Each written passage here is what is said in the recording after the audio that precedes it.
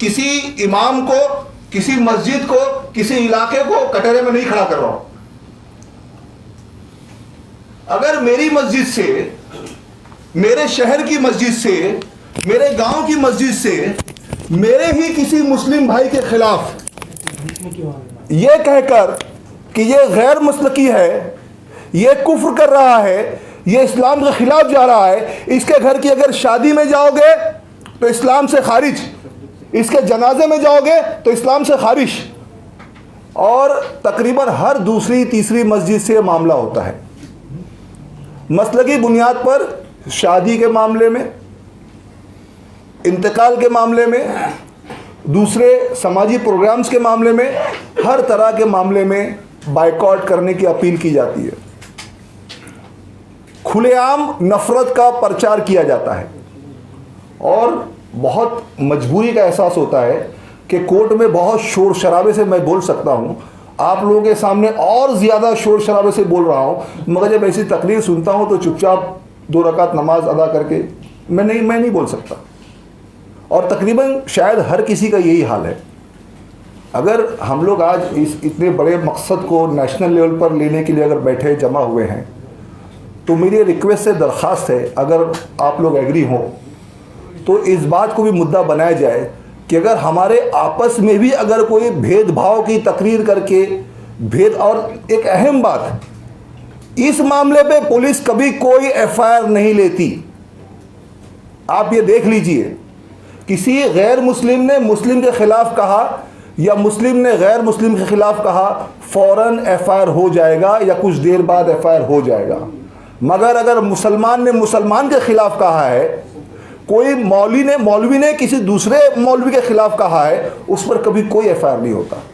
इसको भी इस एजेंडे का एक हिस्सा बनाना चाहिए। अगर सफाई करना है तो पहले अपने घर से शुरू करना चाहिए। अगर हम अपने लोगों से हिसाब पूछने की पोजीशन में आ जाएंगे तो मेरे ख्याल से बाकी लोग खुद ब खुद रास्ते पर जा जाएंगे। शुक्रिया, अगर गलत लगी हो बात तो मैं माफ़ी चाहता हूँ। Thank you.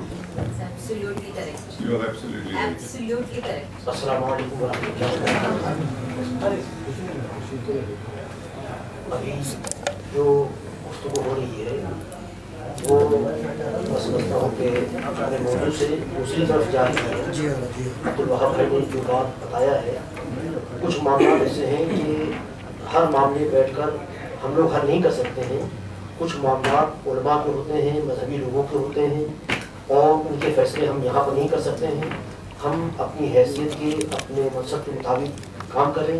अल्लाह तबारक ताला हम सबको सही सिमत चलने की तौफीक अता फरमाए। कोई तफसीलात अपने रखना चाहेगा? इशू पर ही बात होनी चाहिए। अस्सलाम वालेकुम, मेरा नाम मोहम्मद जैद सिद्दीकी, एडवोकेट धारावी से। सर खाली एक क्लियर ये करना था कि खाली हम लोग प्रोसिक्यूशन के साइड से एफआईआर करवा के सज़ा दिलाने की कोशिश करें, या कभी हमको एहसास होता है कि कोई हमारा भाई गलत इल्ज़ामात में, और जिसे बोलते हैं हम लोग विक्टिम ऑफ सर्कमस्टेंसेस, उसमें अगर वो फंस गया है तो डिफेंड करने की भी जिम्मेदारी रहेगी। उस पर्पज़ में जैसे उसको पुलिस हमको बोलती है कि हमारे पास प्रेशर था, फलाने से फ़ोन आया, इसलिए हमको एफआईआर लेना पड़ा, जबकि उसमें हमको लगता है कि उसके जो प्रोसिक्यूशन जो केस होती है, जो एलिगेशन होते हैं, वो इस सेक्शंस को अट्रैक्ट नहीं करते हैं। तो डिफेंड करने की भी जिम्मेदारी हमारी रहेगी। यानी खाली माइक क्लियर करना चाहूँ उनके प्रोटेक्शन के लिए। बिल्कुल रहेगी। हाँ, क्योंकि एक एग्जांपल खाली ये था कि अभी धारावी का एक मसला था, एक गरीब रिक्शा ड्राइवर था, उसने फेसबुक पे कुछ कुछ पिक्चर्स आई और उसने फॉरवर्ड कर दिया आगे।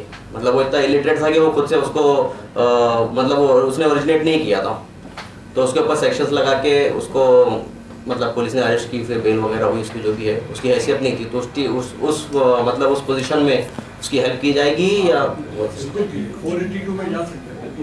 482 उसकी हैसियत नहीं, फिर हमको उसके एक्सपेंसेस लेने पड़ेंगे। वही मसला है। नहीं, क्योंकि पहले ये था कि हम लोग प्रोसिक्यूशन के साइड से खाली सजा दिलाएंगे और डिफेंस में भी जाएंगे। शुक्रिया। बताइए।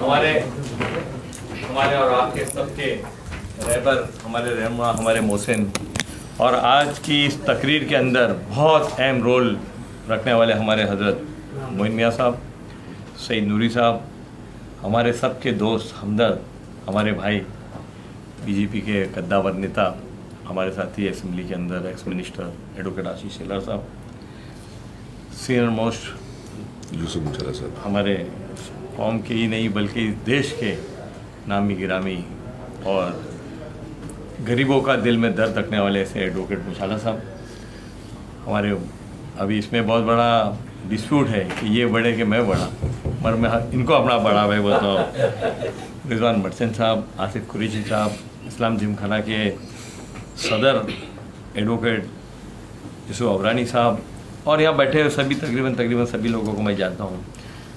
अस्सलाम वालेकुम, आदाब। सबसे पहले तो मैं मुबारकबाद देता हूँ हज़रत आपको, सईद नूरी साहब को और आपकी पूरी टीम को, जिन्होंने आने वाले दिनों में फसाद, फितना, नाइत्तफ़ाक़ी ना हो, इसके लिए आपने इस मीटिंग को ऑर्गेनाइज़ किया। और इस मीटिंग के ज़रिए जो हमारे शहर के बहुत ही नामी गिरामी जो लॉयर्स है, काउंसिल है, सीनियर एडवोकेट्स है, जूनियर एडवोकेट्स, उनको यहाँ जमा किया। और ये बहुत अच्छी बात है जो आपने कल मुझको बताई। और मैं आज कुछ मसला होने के बावजूद भी थोड़ी देर के लिए इस मीटिंग में आया कि ये बहुत इम्पोर्टेंट मीटिंग है और इस मीटिंग आने वाले दिनों के लिए एक आसान रास्ता बना देगी। ये सिर्फ अगर हम पर अगर कोई तासुरात होते हैं, हमारे मज़हब पे कोई तासुरात होते हैं, हमारे तौर तरीक़े कोई तासुरात होते हैं, या हमारे जो नबी करीम मोहम्मद मुस्तफ़ा सल्लल्लाहु अलैहि वसल्लम के बारे में या और किसी के ऊपर तासुरात होते, उसके लिए क्या करना, इसके लिए हम यहाँ जमा नहीं हुए। अगर एक इंसान दूसरे इंसान के मज़हब के ऊपर अगर उंगली उठाता है तो हम उस इंसान के खिलाफ खड़े रहेंगे और उसके खिलाफ कानूनी लड़ाई लड़ेंगे। इसके लिए मीटिंग बुलाएगी। बहुत खूब। एक बात जो हम सब जानते हैं कि हमको बिल्कुल क्लियर बताया गया है कि आपका अगर पड़ोसी भूखा है, और कितना घर पड़ोसी, 40 घर पड़ोसी, अगर वो भूखा है तो आप पे खाना हराम है। हजरत बराबर है बात। लफ्ज़ पड़ोसी इस्तेमाल हुआ है, ये लफ्ज़ इस्तेमाल नहीं है कि आपका अपना भाई, अपना कौम का अगर भूखा है तो उसको खाना खिलाइए। जब हम 40 घर दाएँ बाएँ आगे पीछे अगर हम अपने पड़ोसी को भूखा नहीं रख सकते तो हम किसी पे जुल्म होते हुए कैसे देख सकते हैं। और इसी के लिए आज ये मीटिंग हज़रत ने बुलाई है कि हमको कानून को अपने हाथ में नहीं लेना है, पत्थर को अपने हाथ में नहीं लेना है। जो भी ऐसी कोई बात होती है तो उसको कानूनी तौर पे लड़ना है, और उस कानूनी लड़ाई के अंदर फिर वो हिंदू के साथ हो, मुसलमान के साथ हो, सिख के साथ हो, ईसाई के साथ हो, क्रिश्चियन के साथ हो, किसी के भी साथ हो, तो हम लोग उनके साथ में जाके खड़े हो गए और उनको इंसाफ दिलाने के लिए ये मीटिंग यहाँ बुलाई गई है। मैं मुबारकबाद करता हूँ सईद नूरी साहब, कल आपने मुझको बताया, हज़रत मोइन मियाँ ने बताया, और ये बेहतरीन। और देखो अल्लाह का फजल है, जैसे मैं 2-3 तकरीर सुना कि रिजवान भाई का मेरा पर्सनल तजुर्बा है, और आज से नहीं, कितने साल हो गए रिजवान भाई? 35 years। 35 साल हो गए। हबीब भाई उनके साथ में साना बसाना बिल्कुल जुड़े हुए हैं। कोई भी मुफलिस सुल्तान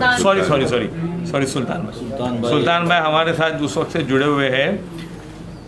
कोई भी गरीब का अगर मसला है तो आज से नहीं, 35 साल पहले के अब मेरे पास ये बात है कि रिजवान भाई हर वो लोग के साथ खड़े होते जिसके जेब में पैसा नहीं है मगर वो ईमानदार है, उसकी कोई परेशानी है, उसकी कोई तकलीफ़ है और उसके साथ नाइंसाफ़ी होती है तो उसके बाजू में अगर आपको पहला आदमी दिखेगा तो उसका नाम एडवोकेट रिजवान मर्चेंट है। ऐसे बहुत सारे आप में से लोग हैं जो मैं काजी महताब साहब को भी जानता हूँ, मैं बहुत लोगों को जानता हूँ जो हर वक्त कौम के साथ तो ठीक है मगर इंसानियत के साथ खड़े होते।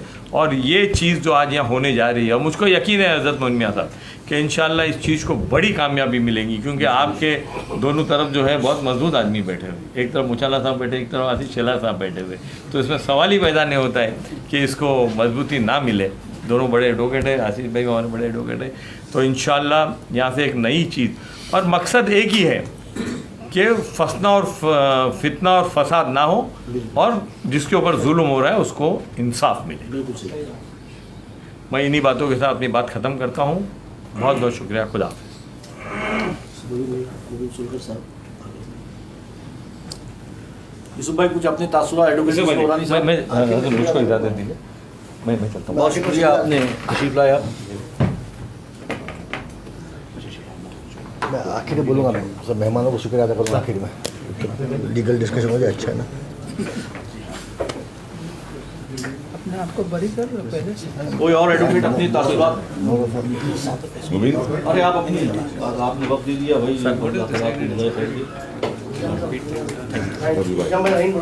आज के इस मीटिंग को जिन्होंने मुझे बुलाया, जैसे हमारे हजरत साहब, जिनको मेरी पर्सनल ज़िंदगी में भी वही ओहदा है जो मेरे घर में बड़े का होता है, आपकी करम फरमाई वही ओहदा मैं हजरत साहब को मेरी ज़िंदगी में देता हूँ।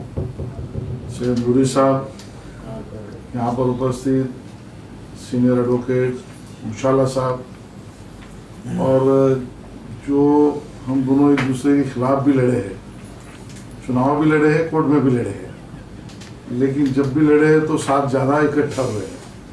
जैसे हमारे बड़े भाई रिजवान भाई, हमारे कॉरपोरेशन के बहुत ही वेल नोन चेहरा, और आज भी जिनका नाम बहुत ही कॉरपोरेशन में चलता है, ऐसे हमारे यूसुफ रानी साहब, काथावाला साहब, आसिफ भाई हमारे भाई हैं, और उपस्थित सभी भाइयों और बहनों।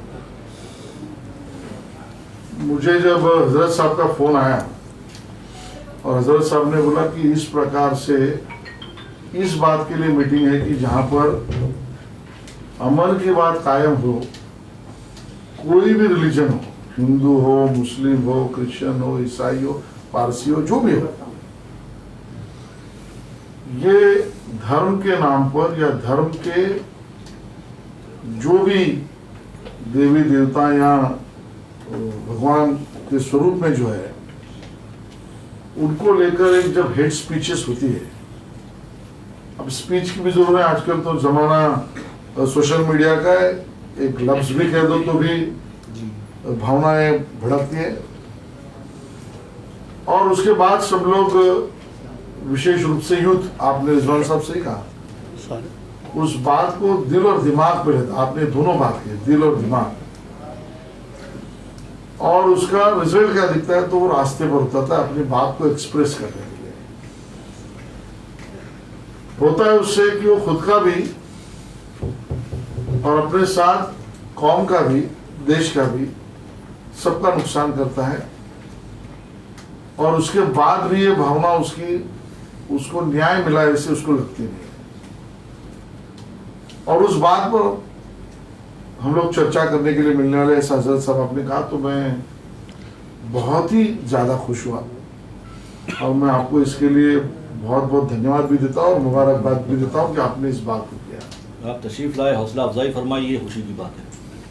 नहीं, ये पूरे लगता है महाराष्ट्र में या पूरे देश में पहली ऐसी मीटिंग होती फर्स्ट टाइम है कि जहाँ पर आपने कहा जालना में हुई थी, तो ये भी एक मिसाल है नूरी साहब कि इस महाराष्ट्र में जहाँ पर विशेष रूप से मैं मानता हूँ कि डॉक्टर बाबा साहेब अम्बेडकर का जन्म हुआ, जिसने संविधान समिति के चेयरमैन के नाते जो काम किया, उसी से हम सबको ये अधिकार मिला है। बेशक उस महाराष्ट्र में नूरी साहब और हजरत साहब आपने इस मीटिंग को बुलाया, मुझे लगता है पूरे देश को एक तरीके से राह दिखाने का काम इस मीटिंग से होगा। इतनी बड़ी इंपॉर्टेंट मीटिंग है, और मुझे बुलाया, ये मुझे भी बहुत, यानी मैं कुछ रास्ते पे चल रहा हूँ, वो रास्ता ठीक ठाक है, रिजवान भाई ऐसा लगता है। ताज्जुब हुआ, पॉलिटिकल बात नहीं करना, ताज्जुब कुछ क्या हुआ, ताज्जुब हुआ ना बोलो। पॉलिटिकल बात पॉलिटिकल करेंगे, लेकिन सब पार्टी की बात वही होगी कि अमन हो। बेशक अगर जो भी पार्टी अमन की बात नहीं कर रही, वो पार्टी से रास्ते पर नहीं चल रही। आप 153 और 295 की बात हम सबने की, आपने भी की, भगवान साहब,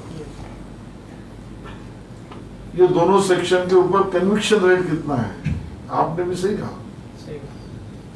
ये कन्विक्शन रेट ही नहीं है, केसेस ही नहीं चलती है, तो डिटरेंट कैसे होगा? और जब तक डिटरेंस नहीं होगा, मानो ये एनसी का बड़ा भाई है, बिल्कुल सही। इस प्रकार से ट्रीट किया जाएगा कि होता है, बाद में विड्रॉ भी होता है, केस में चलता भी नहीं है, छूटता भी नहीं है, और उस प्रकार से फिर आदमी इन बातों से खुद को बचाएगा भी नहीं, और उसके कारण इस प्रकार और बढ़ सकते हैं, ये डर अपने मन में है, वो सही बात भी है। आपने टाइम बाउंड स्पीडी ट्रायल की बात की, पनिशमेंट के बारे में भी बहस हो सकती है। आज का शायद मौका ये सब बातों को एक ही मीटिंग में चर्चा करने का ना हो सकता है, शायद हम लोग वापस मिले, कॉन्स्टिट्यूशनल वैल्यूज पे उसको टेस्टिफाई अपने को करना है, और स्टेट अमेंडमेंट भी हो सकती है।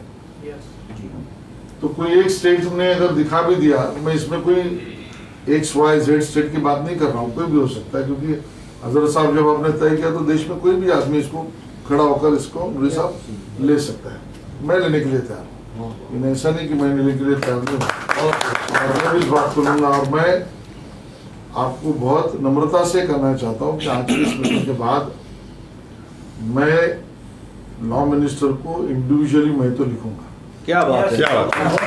मैं तो लिखूंगा, और इस मीटिंग का दाखला देकर लिखूंगा। इतने बड़े पैमाने पर सब लॉयर्स इकट्ठा हुए, इनकी भावना इतनी नेक थी, समाज के बहुत बड़े व्यक्ति थे। हाँ, कानून अपना काम करेगा, मैं ऐसा नहीं कर रहा हूँ मैंने लिखा और कल कानून पास हो गया या उसमें, लेकिन मैं मेरी बात तो कह सकता हूँ, जो मुझे ठीक लगता है, जो यहाँ पर बैठे हुए सब लोगों को ठीक लग सकता है, वो तो बात मैं कह ही सकता हूँ। बिल्कुल। And Rizwan can correct that draft. Rizwan bhai when I Certainly. get the draft about it. तो मुझे लगता है इस बात को बहुत अहम तरीके से हमने सोचा है। मैं और 2-3 बार इसमें जोड़ना चाहता हूँ। हमने इस बात को जो सोचा है, इस सीरियसनेस को जो एजेंसीज ने काम करना चाहिए, वो पुलिस की एजेंसी हो या कोई और एजेंसी, महाराष्ट्र की बात करेंगे तो मैं पुलिस की बात कर रहा हूँ, वहां तक भी हमें पहुंचाना चाहिए, और वो लॉयर्स करके पहुंचाना चाहिए, और हमने कहना चाहिए हमने सोचा है और हम इसकी गहराई में जा रहे हैं, और हम आपका भी सहयोग चाह रहे हैं कि आप भी इसको सीरियस लें। हेट स्पीच में किसी ने भी किसी के खिलाफ का, हिंदू ने मुसलमान के खिलाफ का, मुसलमान ने हिंदू के खिलाफ का, जैन ने पारसी के खिलाफ का, क्रिश्चियन ने और किसी का खिलाफ का, वो सब आ गए, और जो ये कहने वाले को हीरोइज्म न मिले, That's right. इस प्रकार का माहौल भी निर्माण करना, ये सभी कौमों की अपनी क्या बात है, बिल्कुल। देखा जाता है कि दुर्भाग्य से ऐसा करता है, वो भले हिंदू हो, मुस्लिम हो, क्रिश्चियन हो, ईसाई कोई भी हो, वो अपने आप में उसका हीरोइज्म लेना चाहता है, और समाज में उसको हीरोइज्म ऑटोमेटिक नहीं मिला तो कानून भी स्पीडी ट्रायल का है और हीरोइज्म भी उसको न मिल रहा है, तो शायद ऑटोमेटिकली ये पहल, ये एग्जाम्पल सिर्फ इंडिया में नहीं दुनिया के सामने पैदा हो सकता है। और इसके लिए मुझे लगता है इस बात को ख्याल में रखकर ऐसी मीटिंग वापस भी लेनी चाहिए। पीरियोडिकली हमने स्टॉक चेकिंग करना चाहिए। रिजवान भाई का दिल साफ है, बड़ा है, वो सब जगह जाएंगे, सही बात है। कातावाला साहब है, एडवाइस देने के लिए मुशाला साहब है, लेकिन और भी लोग इसमें सीनियर काउंसिल के लिए हमको लग सकते हैं, उनकी एडवाइस लग सकती है। वो सभी कौम के लॉयर आने चाहिए, वो भी प्रयास करना चाहिए। बिल्कुल बिल्कुल। हमारे मन में भी वो है, आपके मन में है, तो और भी उसमें लोगों को जोड़कर इस फोरम को, उस एम को कुछ भी करके शांति अमन की राह के एम को हम सफल करेंगे, यानी करेंगे ही। इस जिद के साथ क्या बात है, हम सब लोग उतरे। मेरी तरफ से 100% जो मेरा रोल है, जो हम सब लोग मिलकर तय करें, वो 100% रहेगा। इस बात को मैं स्वयं लॉ मिनिस्टर को इस मीटिंग के बाद लिखूंगा, और मुझे लगता है इसके आगे भी जो जरूरत होगी उसमें मैं खुद को आपके साथ ऑलवेज 24 घंटा खड़ा रहने का प्रयास करूंगा। इतना ही कहता हूँ, और आपने ये मीटिंग ऑर्गेनाइज की, नूरी साहब, हजरत साहब, इसके लिए बहुत बहुत मुबारकबाद आपको, और आगे चलकर ऊपर वाला आपको और भी ऐसी ताकत दे जिसके कारण बड़े बड़े मसले ऐसे छोटे हॉल में भी बैठकर उसको सुलझा जा सके, उस ताकत आपको मिले, इस प्रकार की प्रार्थना करता हूँ। बहुत बहुत धन्यवाद।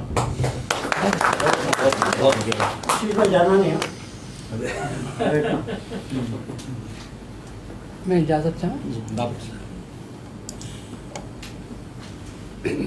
सदर मोहतरम सैयद नूरी साहब and all distinguished audience that is before me by my side,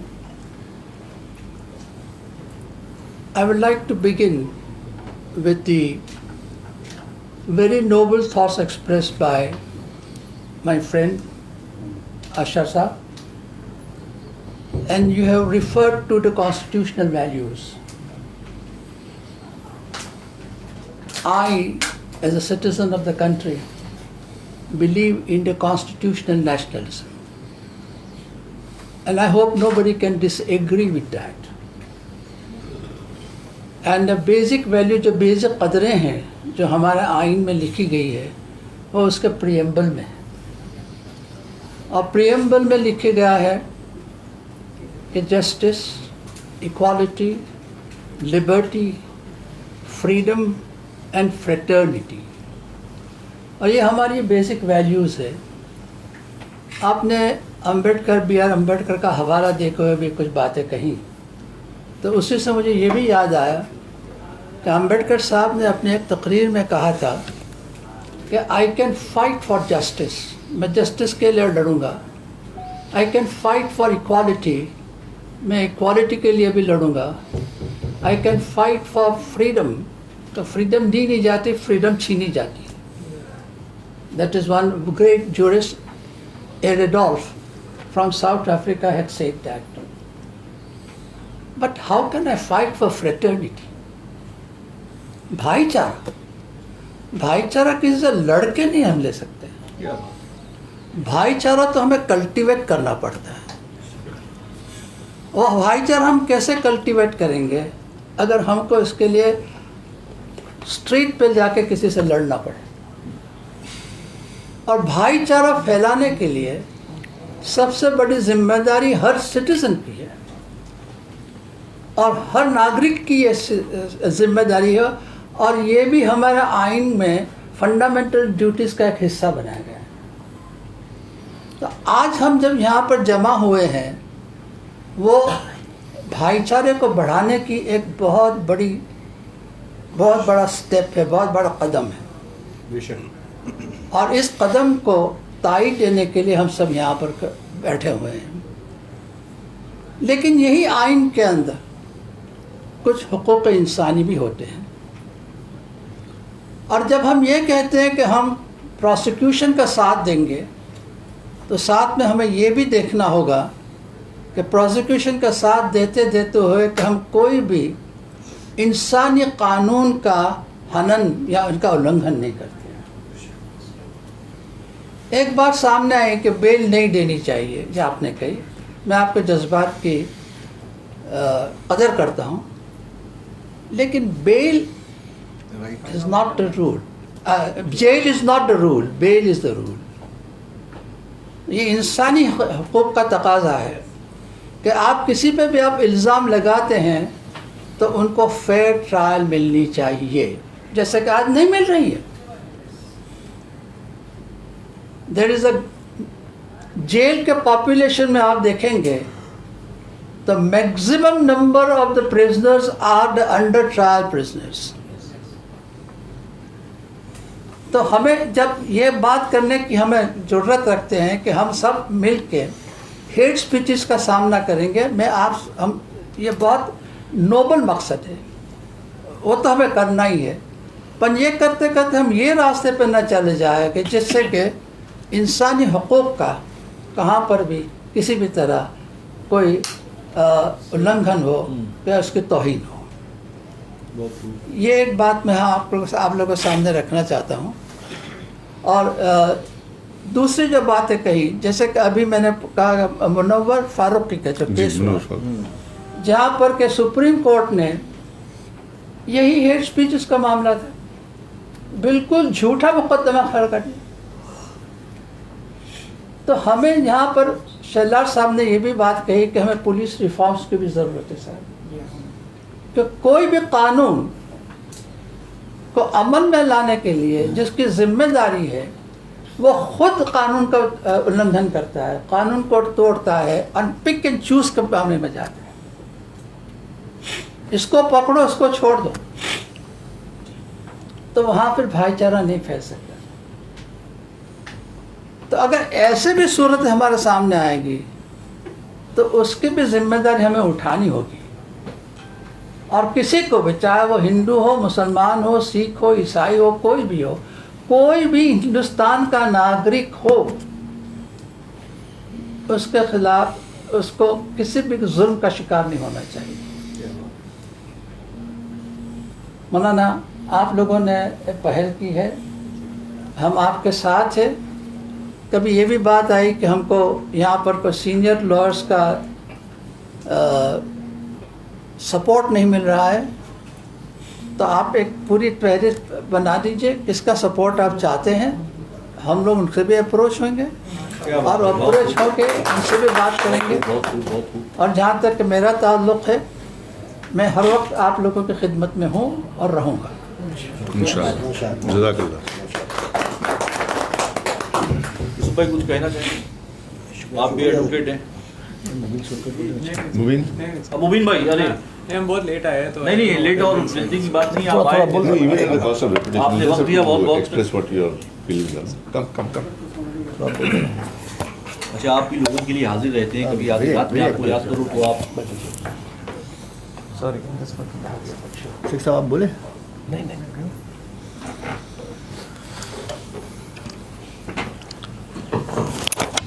अस्सलाम वालेकुम। वालेकुम सलाम। Good evening my brothers and sisters. पहले तो बात हम जो हमारे हजरत साहब है और मौलाना नूरी साहब है, इनका शुक्रिया अदा करते हैं कि उन्होंने हमें यहाँ बुलाया भी, और इस नोबल कॉज के लिए हमें बड़ी खुशी हो रही है देख कर के कितने सारे लोग और ऐसे कैलिबर के लोग यहाँ पर आए हैं जो एक इंडिविजुअली ही एक is representing may be a state और अ कम्युनिटी। ऐसे ऐसे लोग यहाँ पर आए हुए, so it's a very great thing, and we have the legal stalwarts with us. We have Mr. Mushala sir, and we have Qazi Saab, we have Rizwan bhai, we have Mr. Kantawala, so many people here. I don't want to name everybody. My only point here is, since I've not heard what everybody has said and there could be a repetition, my only point here is that I'm very happy to see our colleague and a brother of our legal fraternity, Mr. Shelar here. So his presence also makes this cause an extraordinary cause, and it strengthens the belief that we all have here, that we have really come here to do something for humanity. And if we have people like him with us, and obviously all the other people here, definitely this will not be just another meeting which we keep having every time something or the other keeps happening here. My only point here is that what Mr. Mushala sir said about fraternity, and the second aspect about the pick and choose problem. Yes, the law is there. There will be suggestions that the law needs to be strengthened. There has to be, severe punishment for it and all that. But the most important aspect that is to be considered here is what Mr. Mushala said, is that the law is sometimes more than adequate, but it is not applied in an efficient manner. It is not applied in a bona fide manner. We have seen cases as lawyers we have dealt with where we are 100% sure that the case does not fall within the ambit of 153A or 295A, whatever. But despite that, we have seen our clients suffering for years together as under trial and even getting convicted for cases or for offences which they have not committed. Now, unfortunately, this is happening because we are aware that the law enforcement agencies are also to a certain extent responsible for this. And therefore there is requirement of police reform as was suggested. But क्योंकि यहाँ meeting में हम लोग सब तरह के लोग बैठे हैं, I want that there should be a platform where there is bridging of misunderstandings or gaps between communities. If you can take that initiative, we here as representatives of another community will be with you if you make an effort to bridge this gap between the communities. We should actually have that kind of an understanding so that these cases only don't come to the fore. So we need that kind of a gap which is created. That gap has to be reduced. And if you take that initiative, I'm sure all of us here will be with you on that. My second point on this issue is that we have seen many a times that some incidents happen which can be ignored also. But unfortunately some people, they don't ignore it, because sometimes ignorance is bliss, sometimes ignorance is wisdom also. And जैसा कि कहा गया एक heroism मिलता है ना, वो कभी कभी हमारे भी कुछ immediate response के वजह से heroism मिल जाता है. They achieve, some people, you know, they don't have that intention to hurt the religious sentiment as much as they want themselves to be known. And that is where an innocuous incident, if that is given that kind of a leverage by other people, by the general public, or by even the legal people from the legal fraternity, you know, that creates a lot of you know, the friction also between communities.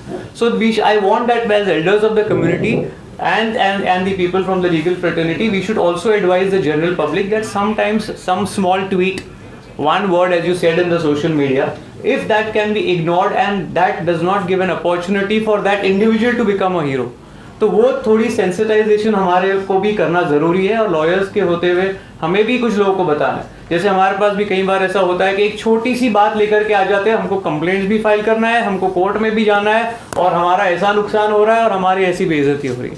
लेकिन हमको as a lawyer, we are not just professionals, we are also human beings, we are also intellectuals, we should also advise them that this is an innocuous thing, let us ignore it. You know, if you ignore it, the gap that is there between the communities can also get reduced. So, and I feel sometimes अगर ऐसे कोई issues आते हैं, we should go to the senior councils that we have here, since they have offered their services for us, and we should ask them whether the thing is worth taking forward or not. So therefore, I think if this is one way of sensitizing people also, the gap also can be bridged. Thank you so much. Well said.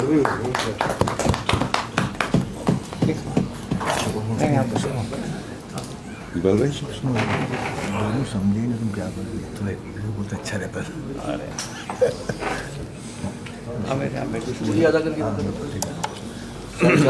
अस्सलाम वालेकुम. सबसे पहले तो मैं हाँ ठीक है, बोलिए बोलो बोलो बोलो. मेरा नाम एडवोकेट काजी मेहताब है, मैं काजी शहर की. मैं समझता हूँ आज की मीटिंग का जो इनेकाद हुआ है वो लायक एहतराम है, और मैं मौलाना मोइन मियां साहब का बहुत शुक्रगुजार हूँ, ख़ास तौर पर असलम नाका का बहुत शुक्रगुजार हूँ कि उन्होंने मुझे 3-4 फ़ोन किए कि मैं आपको तशरीफ़ लाना है. मैं हाजिर हुआ. मेरा नज़रिया कुछ मुख्तलिफ था. नज़रिया रिजवान में मेरा ये था कि शायद हम आज इसलिए यकजा हो रहे हैं कि हम जिन मुसलमानों पे जुल्म हो रहा है, हम उसकी मदाफ़त के लिए कोई इक़दाम करेंगे, ऐसा मेरा नज़रिया. और यहाँ पर cream of the legal Muslim legal fraternity यहाँ पे तशरीफ़ फरमा है, जो यकीनन लायक एहतराम बात है और मुबारकबाद की भी बात है. मेरे अशीफ भाई बहुत पुराने साथी हैं, हम लोग कांग्रेस में थे, फिर अशीफ भाई एनसीपी में आए, अभी बीजेपी. नहीं मैं तो बीजेपी में. हाँ अभी बीजेपी. मैं पहले से बीजेपी में. नहीं यार, मेरे साथ थे. चलो चलो आगे आगे, मैं काम की बात काम की बात कर. जो सब्जेक्ट है वो उसकी बात की जाए, सिर्फ जो मकसद है. आज अशीफ भाई यहाँ पे हैं, राजमत बोलो. तो मैं सुनो ना, मैं ये चाहता हूँ कि आशीष भाई हमारी बातों को नोट, क्योंकि यकीनन हम जो यहाँ तशरीफ बैठे हैं वो हमारे ख्यालात का, जज्बात का, एहसासात का इज़हार करने के लिए. कोई मुखालफत नहीं है किसी की, लेकिन बात बहुत अच्छी थी. हम उन मुसलमानों की मदाफ़त करेंगे कि जिन पर जुल्म, और उसी के लिए कोई कमेटी की तश्कील होनी थी, मैं ऐसा समझता हूँ. मैं सबसे पहले तो मोहतरम मोइन मियां, सईद नूरी साहब, यूसुफ मुछाला साहब, रिजवान मर्चेंट, आसिफ कुरैशी साहब. आसिफ भी बहुत पुराने दोस्त हैं मेरे, मैं इनके बाप का दोस्त. मुबीन सोलकर, फरहाना शाह, यूसुफ अबरानी साहब, असलम लाका साहब, आशीष शेलार साहब, मैं सबका बहुत शुक्रगुजार हूँ. आप लोगों ने बहुत अच्छी तंजीम, बल्कि तमाम यहाँ के जो मुस्लिम वफला हजरात जो जूनियर भी तशरीफ लाए हुए हैं, ये बात काबिल मुबारकबाद है. मैं अपनी बात को इस तरह से शुरू करता हूँ कि आज के जो हालात है, आशीष भाई, हालात ऐसे हैं कि ये बिल्कुल मुबय्यन सबूत के साथ मैं बात करता हूँ कि मुसलमानों के अंदर हर जगह जुल्म हो रहा है. सिर्फ हम जो बात कर रहे हैं वही नहीं, हर फील्ड में, हर जगह, चाहे अगर पुलिस को बॉन्ड लिखवाना हो तो अगर मुसलमान है तो 5 लाख का बॉन्ड लिखो ताकि आइंदा उसको तकलीफ दी जाए। अगर कोई छोटा मोटा अगर इज़्दिवाजी तनाज़ात भी है, फैमिली डिस्प्यूट, उसमें भी पुलिस अगर उसको एंटी सुटेबल मिल गई है तो फिर वो बुलाते हैं कि साहब बॉन्ड भरो, और अगर 1 साल के अंदर तुमने ये किया आपको इतने लाख रुपए भरने पड़ेंगे। इन बातों की रोकथाम होनी चाहिए। हालात ऐसे हैं कि कभी कभी ट्वीट देखकर या पढ़कर अखबारों में, मेरी आदत है मैं रोज सुबह अखबार पढ़ता हूँ, देख के बड़ा दुख होता है, तकलीफ भी होती है, और ये भी महसूस होता है कि हाँ हमारा कोई पुरसाने हल नहीं है एक सुनने वाला। मैं इस बारे में यकीनन जमीयतुल उलमा की भी तारीफ करूंगा कि वो लोग भी बहुत बड़ा काम कर रहे हैं, मुशाला साहब उनके साथ हैं, वो भी पॉइंट मैं 5 बजे खत्म करने की बात, इसीलिए मैंने पहले कहा मैं थोड़ा सा वक्त लूंगा। तो अगर ऐसी बात है तो मुस्लिम पर्सनल लॉ बोर्ड को मैंने अभी तलाक के सिलसिले में आप सबसे भी मैं गुजारिश करना चाहूँगा कि मुस्लिम पर्सनल लॉ बोर्ड में मुशाला साहब बॉम्बे हाई कोर्ट में ट्रिपल डिवोर्स के ऊपर केस लड़ा गया।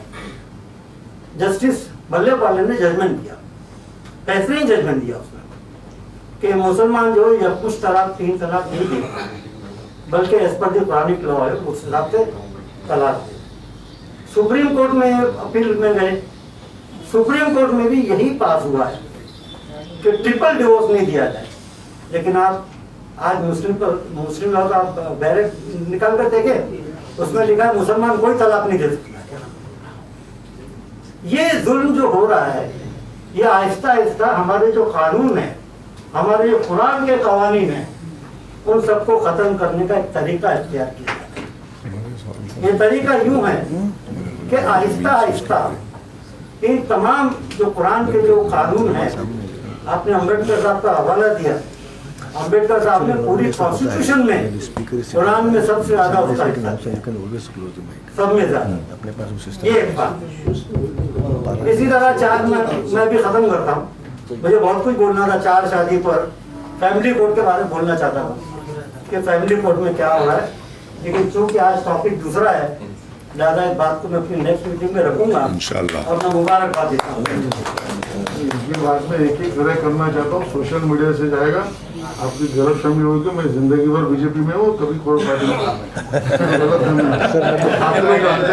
मैं पहले से सोशल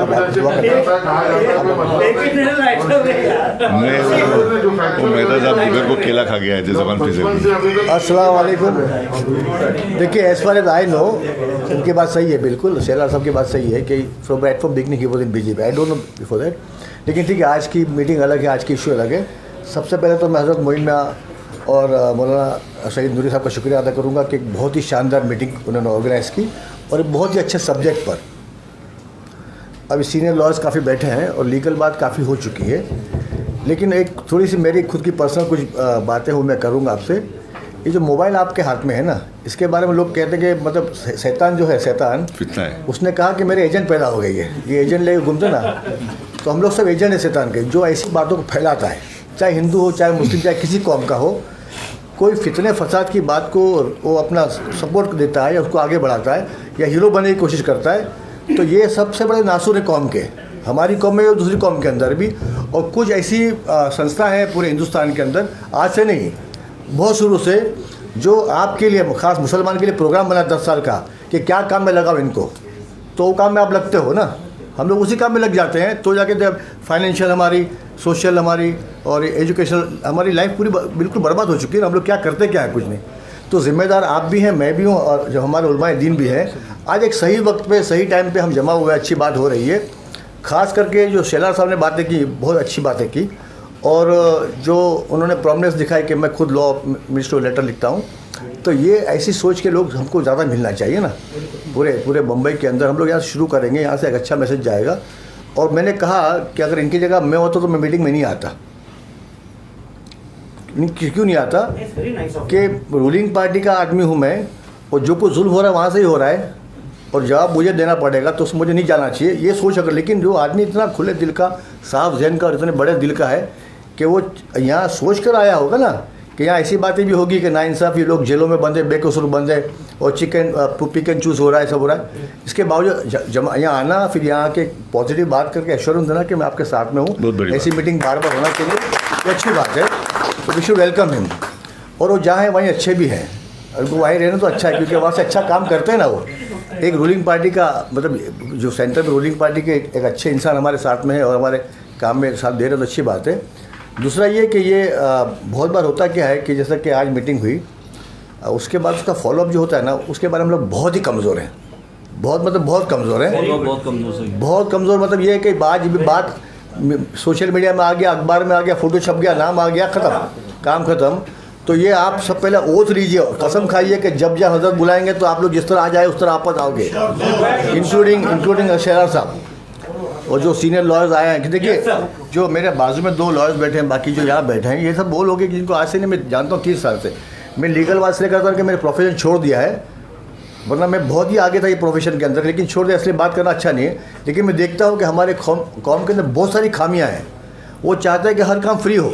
वकील सीनियर काउंसिल हमारे पास है तो काम हमारा फ्री लड़े, उसके बीवी बच्चे घर है, उसका ख़ानदान है, वो भी काम करेगा, वो कमाएगा ना। मैंने तो बहुत फ्री काम किया होता है एडवोकेट, और कभी आज तक फीस नहीं आया किसी का, काफ़ी लोगों की। लेकिन अभी कम से कम ऐसा मत करो कि हमारे सीनियर लॉयर वो भी काम के बगैर हो जाए। आप उनको एंगेज कर दो, उनका जो रुतबा है, उनकी पोजीशन। देखिए, मोहसिन शेख बैठे हैं यहाँ, रात को 9 बजे फ़ोन किए कि कंगना रनौत गई कोर्ट में, हाई कोर्ट से नोटिस आया, तो कौन सीनियर काउंसिल मिलेगा? बोला एक मेरे जैसे शरीफ आदमी दूसरे भी है बम्बई के अंदर। तो मैं इनको फ़ोन किया तो इमीडिएटली हाँ बोल दिया इन्होंने, और सुबह तक जागते रहे वो पिटीशन पढ़ने में। कोई वकील कितना चार्ज करता? इनकी चार्ज मेरे को मालूम है कि कितना पैसा देना चाहिए इनको। और मोइन में काफ़ी ऐसे केसों के फीस देते भी हैं। खोलेगा नहीं बोल नहीं, मैं नहीं बोल रहा हूँ। तो ये है कि इनकी इज्जत, इनका भाई को अच्छा रखे। हम तो हमेशा कहते हैं कि हमारे लिए फी सबिलिल्लाह एडवोकेट हैं ये, बल्कि और दूसरे कामों में इनसे हम ताउन करवाते हैं। दूसरी बात, आशीष भाई के ताल्लुक से हम एक बात बहुत क्लियर कर ले आपको कि आशीष चिलार उस शख्स का नाम है जब सुन्नी मुस्लिम छोटा कब्रस्तान पर बिल्डर कब्जा कर दिए जा रहे थे। यूसुफ भाई भी उस बात को बहुत अच्छे से जानते हैं, एडवोकेट रिजवान मर्चेंट साहब भी जानते हैं। और वो बिल्डर कोई दूसरे नहीं थे, वो आपकी कौम के वो मुसलमान बिल्डर थे वो, और वो ईदगाह मैदान पर बिल्डिंग बनाना चाहते थे। उस वक्त जब हम परेशान हाल थे, आशीष शेलार साहब हमारे दरवाजे खुद चल के आए, हमारी मदद की, और उस वक्त के मुख्यमंत्री श्री देवेंद्र फडणवीस साहब ने हमारा साथ दिया। और बिल्डर, वक्फ बोर्ड के कुछ लोग घाल मेल करके और किसी एक जिम्मेदार अदारे के कुछ लोग घाल मेल करके उस प्लॉट पर बिल्डिंग बनाना चाहते थे। उस वक्त आशीष शेलार साहब हमारे दरवाजे चढ़ के आए। उनकी मोहब्बत, उनकी शफकत, उनका बड़कपन था वो। और जब भी पुकारा, आशीष भाई हमको उस वक्त अवेलेबल मिले। जब जहां जरूरत थी वो हमारे साथ गए। वक्फ बोर्ड का सर्वे, बहुत सी चीजें मालूम नहीं होती, आदमी को मालूम होना चाहिए। शब्बीर अंसारी साहब वक्फ बोर्ड का सर्वे जो है वो आशीष शेलार साहब ने ही लगवाया था, मुख्यमंत्री देवेंद्र फडणवीस साहब से कह के, जो पूना और परभनी से शुरू हुआ था।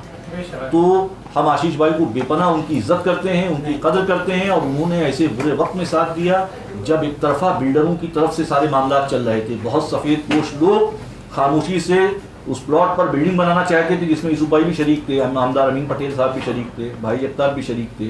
देवेंद्र फडणवीस साहब ने उस पर बहुत बड़ा फैसला लिया, हम लोगों की मदद की, उन्होंने गलत लोगों पर कार्रवाई करवाई।